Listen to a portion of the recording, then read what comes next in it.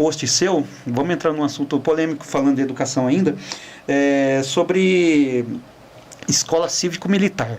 Né? Eu trouxe o Fábio da POESP aqui, ele conversou comigo e ele está atuante dentro das escolas. Ele é presidente da POESP, então denúncia sobre alguma coisa, sobre questão da educação, proteção do professor, que o professor às vezes fica nu, né, numa situação, então a POESP atua nisso.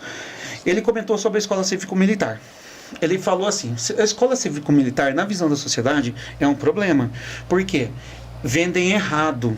Porque a escola cívico-militar passa a impressão que o aluno vai ter a disciplina de um militar, vai cantar hino nacional, que vai aprender sobre a pátria, que vai aumentar o currículo dele na questão de aprender sobre a história do Brasil, sobre civismo, essas coisas todas. Ele falou, não tem nada disso. Palavras dele. Não tem nada disso. A única coisa que está fazendo lá é colocar militar aposentado, que já é aposentado, para ganhar um salário a mais, para ficar dentro da escola, impondo ordens militares para crianças, falando grosso com criança, não agredindo, mas falando grosso com criança, sendo tipo um monitor de crianças mais velhas e estando na escola, ganhando aposentadoria e ganhando um complemento. Então a ideia, a capa de escola cívico-militar é essa. E o que está acontecendo? As escolas, elas foram praticamente obrigadas a aceitar. Algumas escolas foram praticamente obrigadas a aceitar. Aonde não era obrigado, o diretor não aceitou. Aonde foi obrigado, infelizmente, o diretor teve que aceitar, porque eram 5 escolas por região, alguma coisa assim. E ele falou, existe escola cívico-militar de Limeira? Existe, porque o diretor foi obrigado. Não existe ainda, né? Não, tem uma lista de escolas que vão implementar. São 6 escolas que foram pré-selecionadas para... Mas o projeto, assim, num cômputo geral, resumindo para você, que ele falou para mim, que é assim... é militar aposentado que vai estar lá para impor regra. Se você fosse professor e tivesse que escolher, olha, eu tenho 2 escolas aqui para te oferecer. Numa delas, as adolescentes tiram carreirinha de tangue no banheiro. E aí você tem que acionar o SAMU porque a criança teve um choque anafilático. Sim. Ou você pode ir numa que as crianças só vão lá para estudar mesmo, porque tem uma ordem. Sim. Assim, que tal deixar os professores escolherem, né? Que tal deixar os pais Eu acho também, eu acho mais democrático, mas não tem essa democracia. Não, e mais, assim, olha, a Bíblia nos ensina uma coisa interessante, que você vai conhecer a árvore pelo fruto. Sim. Como é que está o resultado dos alunos das escolas militares e como é que está o resultado dos alunos nas escolas que são a média do que a gente está vendo por aí? Então, assim, virou uma bagunça. Os professores não têm autoridade, não há compromisso, nem de pais, nem de alunos. Quer dizer, e aí a gente fala assim, uma alternativa que existe coloca disciplina e está dando resultado. Assim, a solução existe uma outra solução melhor? Bom, primeiro, não serão muitas, serão 6. Aqui em Limeira, se todas elas, de fato, seguirem até o fim. Sim. E existe um processo interno de que a comunidade tem que validar essa decisão. Se todo mundo não abraçar, o governo não vai avançar. Sim. Porque tem muita gente querendo. Tem muita gente querendo. Os pais com quem eu converso, eles preferiam que os filhos estivessem num lugar onde tem ordem do que num lugar que parece um hospício. Então, tá bom. São poucas, 6 só, aqui em Limeira. E nem todas provavelmente serão, né? Tem que passar por esse crivo ainda, é praticamente um processo seletivo. E vamos imaginar que termine com algumas escolas aqui em Limeira. As outras vão oferecer uma solução muito melhor, tirando aquelas que já são elitizadas, porque tem algumas escolas estaduais aqui em Limeira que são elitizadas, estão numa localização boa, tem um público diferenciado, aí fica fácil. Dar aula para bom aluno é fácil. O professor existe para dar aula para aluno difícil. Sim. Porque aluno difícil é que precisa de professor, aluno bom vai com professor, sem professor, apesar de professor.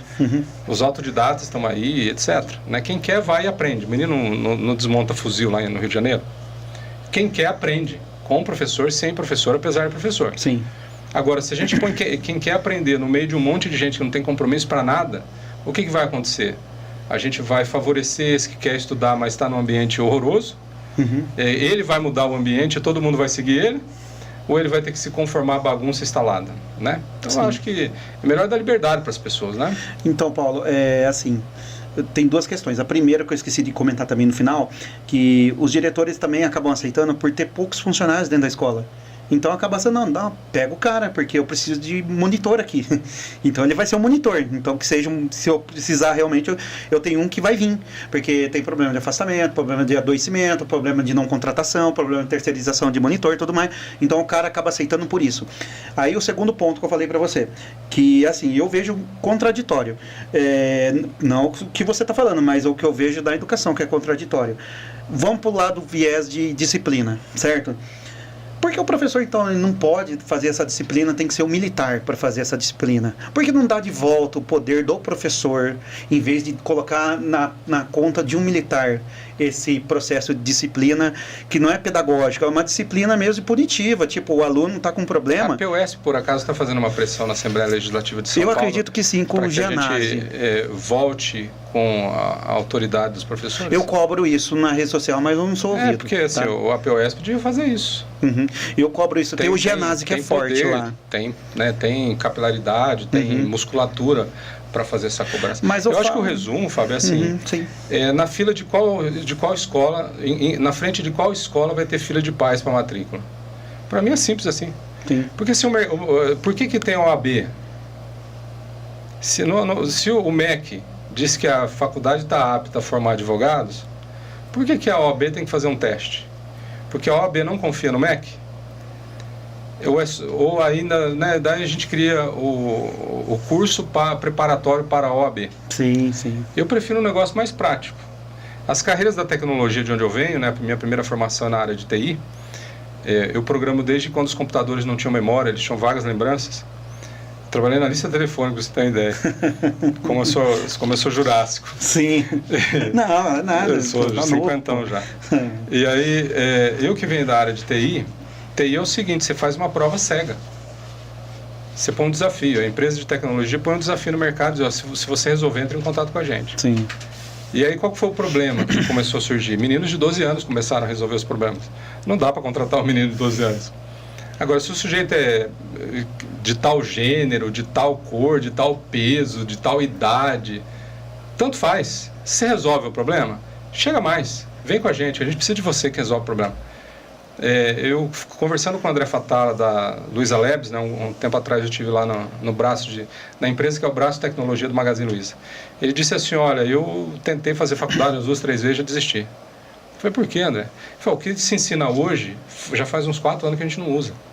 É muito rápido a tecnologia. Né? O que a gente está usando hoje talvez vai ser ensinado daqui a uns 3 anos. Porque tem que virar artigo, tem que virar pesquisa, tem que seguir o rito acadêmico. Quer dizer, não dá tempo. Eles estão vendo coisas, eles estão usando coisas hoje que talvez sejam ensinadas daqui a 3 anos. Quer dizer, existe esse descompasso. Quem tem que dizer o que funciona ou não? Então eu prefiro perguntar para os pais.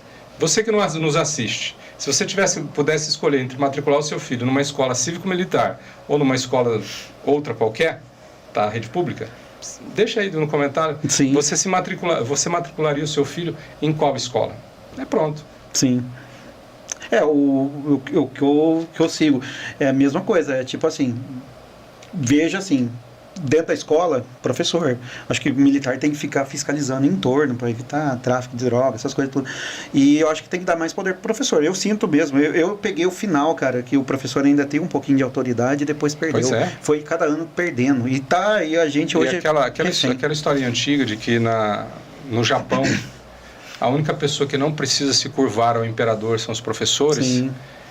Pode ser um folclore, né? Mas traz pelo menos uma reflexão importante para a gente, né? A profissão que forma todas as outras profissões é o professor. Sim, que forma a base dos seres humanos é o professor. Sim. Então, mereceria todo o nosso respeito, toda a nossa valorização, e não isso que acabou virando. Né? Eu vi um vídeo seu, eu vou entrar em outro polêmico, eu estou polêmico. E é isso aí, galera. Gostaram do corte? Se gostaram do corte, deixe seu like, comenta e valeu!